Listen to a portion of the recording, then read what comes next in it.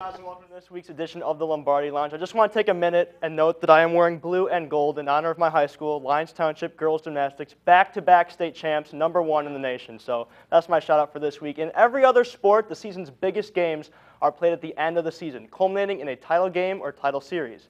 In NASCAR, it's different. The series' biggest race is actually its first, the Daytona 500.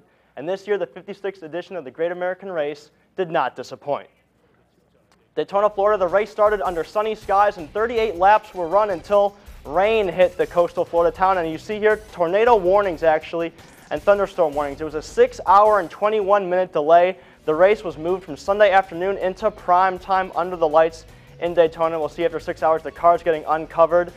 Here is the drivers getting set to go back racing with just over 140 laps to go. Right here, Carl Edwards leading the pack, and there's a big crash here after they came out from the rain delay. There was a lot of action, and finally the cars just could not handle it anymore. You see Danica Patrick there with the crash, the female who won, the first female to win a pole in NASCAR and the first female to lead a lap in the Daytona 500. You see two-time Daytona 500 winner Michael Waltrip was caught up in the accident.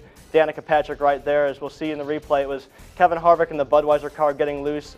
Brian Scott, Eric Almirola. Danica Patrick almost misses it right there, but she's caught up. Takes a hard lick in the outside wall where there's no safer barrier. Danica obviously very dejected after having such a strong performance in last year's race. Here we go, white flag final lap. Dale Earnhardt Jr. in the lead with Denny Hamlin, Jeff Gordon, and Brad Keselowski following.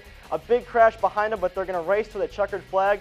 Denny Hamlin tries to make a move, but it's going to be Dale Earnhardt Jr., the most famous name in NASCAR, winning his second Daytona 500, his first since 2004, as he comes to victory lane for the celebration.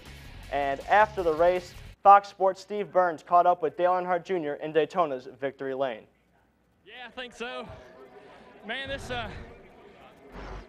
winning this race is the greatest feeling that you can feel in this sport. And aside from obviously accepting the trophy for the championship, I didn't know if I'd ever get a chance to feel that again, and it feels just as good, if not better than the first, because of how hard we tried year after year after year, running second all them years.